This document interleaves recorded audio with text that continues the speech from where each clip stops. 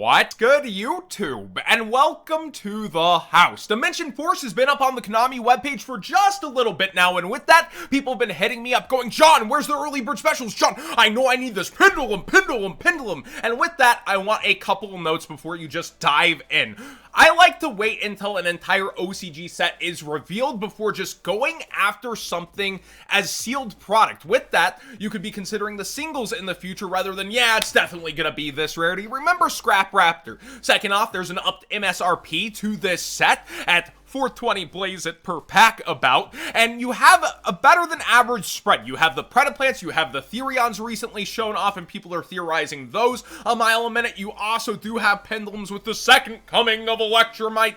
This set is very interesting, and Gamer's Choice has it up at $730 per case, with code WhatsGood5 for 5% off and to support the channel directly, and you divide that by the 12 boxes. That is just $57.80 per box. And you also see the individual boxes around $65. Code WhatsGood5 will still apply to those, and that is shipping included. Over at Big 3 Deals, you can also use code WhatsGood5 for 5% off and to support the channel directly. It's a little bit more though. They have it at $750 per case, which is about $2-ish more per box, and then around $70 per box. You can feel that upped MSRP, and different companies are going to have to make decisions with their early bird specials and that sort of thing. I'm really looking at the Predaplants out of this, but I think I would be going for the singles if I'm in for that deck. I'm also in the market for a Dogmatica engine right now. I'm thinking about finally committing to that. I already have the Eldritch engine, so I'm thinking of mixing those. I've been playing it a lot on stream, and it's super fun.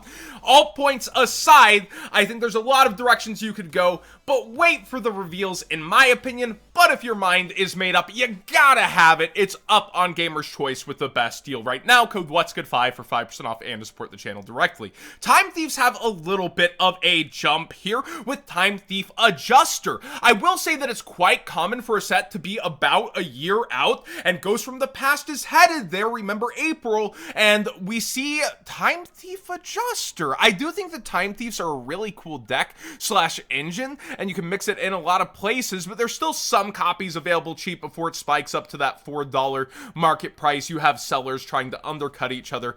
Ghost from the Past, also a lesson here. I remember when Time Thief Perpetua was $180 solid Starlight. It's done nothing but fall out over time here. You can see that's even in the last 3 months. Starlight market not as solid as you might have thought. The higher end continues to really spike, while the junk Starlights, they're starting to bottom out. I don't know that I would call her a junk Starlight though. Interesting to see her sub $100. Artemis the Magistus Moon Maiden would be on my I told you so list to buy, with the invoked engine being everywhere now in hands of players, and now you have Alistair starting to spike, Meltdown starting to spike, thanks to the first non-short printed invocation. This was an obvious one to me, and I think it's pretty needed if you are playing that engine. She is now up towards $18, and yeah, that's not going to help Genesis Impact at all. The collector rare is actually staying at a pretty agreeable price. This has spiked to 80 before, and you can see the graph is up, but that's only like a couple of bucks, and you can see the actual dip from before. I do think the collector rare is pretty cool, but remember, Genesis Impact has that weird white goop on a lot of the cards, and you don't want it looking like that. I do not think this kind of buyout, just like the Live Twin buyouts, just like the Drytron buyouts, will be helping the sealed of Genesis Impact. I don't know what they're gonna have help these past things. You would have to have like new support for every single archetype that is actually impactful to get people going backwards and buying this. Now, in the I was rare wrong situation, I thought Baronade de Fleur would not go back under triple digits, but with a lot of people looking towards future formats, such as with the Brave token, not many people are looking towards synchro engines in the future. That was the here and now, baby. So we see Baronade de Fleur available pretty readily at $80 to $85 before she starts to spike. Now, it's a lot of lower rated sellers at that pricing, but still available there, and in the 90s by a lot of top rated sellers. I do think think it's just a sign that not a ton of people are going to be on Sword Soul. A lot of people are looking at the Albaz engine in the future. They're looking at the, you know, not Genesis Impact. I start to say those as the same. They're going to be looking at Grand Creators in the future as well for that Brave Token engine. And not a lot of people are looking at Synchro still. So this bottoming out, you can get a deal on it coming up, hopefully, Hopium, under 75, but we'll see because, again, the top-rated sellers seem to be trying to stick to 90. Out of the Sacred Beast structure deck, which is still pretty expensive for a sealed structure considering the reprints it had, a really awesome art and cool effect, yet eyebrow-raising buyout is Awakening of the Sacred Beast. This card reads that for the different names you have on the field, you gain these effects. So different of Yuria, Haman, and Raviel. Specifically, you can't play the new Raviel for that. Each time your opponent normal or special summons monsters gain life points equal to the attack of the monsters. Oh boy. The second one, though, negate the activated effects of monsters your opponent controls. That's pretty good. And then the third one, any monsters sent to your opponent's graveyard are banished instead. Once per turn, if you control level 10 monsters, add a continuous trap from your graveyard to your hand. So yeah, it's just a really cool art, and that might be the reason for it, or people are actually labbing this. It sounds really good on paper, yet it's just one of the only cards that wasn't reprinted out of the structure deck, and people seem to be after it.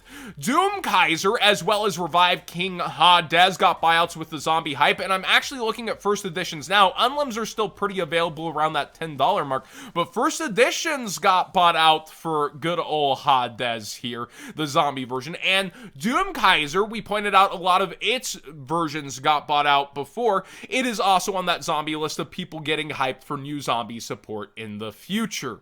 Phantom Knight's Fogblade is very low quantity despite being super stable on price on pretty much all of its versions, a lot of them dipping under 40 quantities with 49 listings from Ghost from the past. Again, we're reaching that year point, and if we don't have another reprint on this at some point soon, you could see these going towards $7 to $8, so I would get them sooner than later. Of course, using that TCG player link in the description down below, costing you nothing extra to support the channel directly for the cards you'd already be buying. But seriously, with it going down on quantities, I would think about getting that sooner than later if you are considering the deck.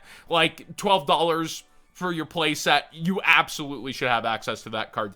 Evenly match the card that was not meant for a structure deck according to Konami TCG. Its dual power version, Ghost from the Past version, they're all 30 plus now, and you can just see the graph skyrocketing. This has been a double, triple, quadruple down buyout, and we just continue to see people go in on it these last weeks, and the graph speaks for itself on that. Albion also continuing to get bought out. This is head-scratching to me because we know it's very likely this has a reprint coming inside of the structure deck, but achoo, I'm allergic to commons. People want that hollowed out version, and they want it in their hands now.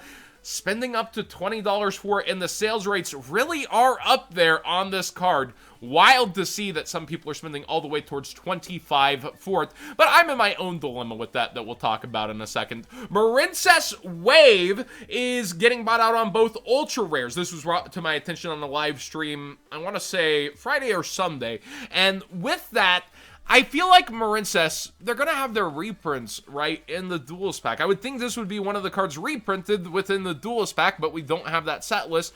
The Duelist Pack is on the horizon. Also, I want to point out one more thing if you're thinking about the Legendary Duelist Sealed, and that's Baronade's Duelist Pack Synchro Storm. Pretty much everybody who wanted the cards out of this got them. They've all been dropping for the most part. This is now sitting at $45 per booster box. I do think it has a long-term decent future with 3 great archetypes inside, the Ghost Rare flopping a little, and then a meta card in Baronade. But I just want to say that this proves that, you know, where the OCG dropped the Legendary Duelist marketing, that it's not really so legendary anymore. So if you are considering, like, yeah, I'm gonna stonk Sitha on the Water Duelist pack also, it's not 5 duelists anymore, it's 3, and the Ghost Rare is not always going to save the set. We'll see what they have in mind with the Ghost in there. But yeah, we see Marincess Wave Ultras getting bought out here, and the rares are actually $2. I would think about selling those sooner than later, personally. I don't think Mertis is going to suddenly take over the meta, and I don't even think it's that viable of a rogue deck. The new cards really fix a lot of their problems, but I think it's really fighting consistency and resource issues that other decks just have in spades, where they don't have much of it at all. They really struggle in that arena. And then finally, Dogmatica Fleur-de-Lis. The only reason I'm bringing this up is A, you're seeing record low prices on cards like this out of Rise of the Duelist, as ban list fear set in a little. They're finally gonna hit Nadir Servant, am I right? Well, ban lists are all speculation, first off, and second, I'm not the biggest fan of ultra rares. I brought this up in stream and people were like completely split on, I would prefer the secret rare, I would prefer the ultra rare, price included in that mindset. That even split in both of my chats, because I was staring and I'm like, dude, I think I want this so bad, but I would need 2 copies for my deck that I'm playing versus the one of over here. Like, getting 2 of these, it's just $2. It's nothing, and I've always been the guy to play the lower rarity, but oh, it looks so bad over here. Maybe I need to stare at it in person a little more, the ultra rare, because a lot of people were saying they loved how this ultra looked, and then the secret, I think it personally looks amazing, but I don't know about justifying that $18 boost. Again, that's always up to you guys to decide, right? Like, how much does a deck mean to you? Do you piece it out? Right now is the perfect time to foil out something like this, is my point, though. And I've done that before, right? I told you guys to buy ulti dashers at 12s when I later had to buy them at 18s for my ultimate rare investment video. I always put you guys first, so I'm actually considering getting one of these, but like, I think I'll stick to the ultra, but it is one of the cheapest time to go back through Eternity Code, Rise of the Duelist, look at those secret rares, the hollowed out cards, and think about getting your max rarity for those sets, while also one of the best times on the flip side of the coin to get budget versions. Thanks for watching today's Market Watch. Please subscribe if you haven't already. Give this video a thumbs up if you enjoyed the conversation. I tried to keep the pacing faster today than I usually do with everything we had to get to. And seriously, thanks for letting me do what I love for a living by supporting the channel. It means so much to me. If you don't know, January ad rev is here, and that's the pits for creators for the most part, but with the code usage, with streams, with all the support, like, it's something I don't really have to sweat as bad anymore, and that's straight up thanks to all of you guys. Thank you so much.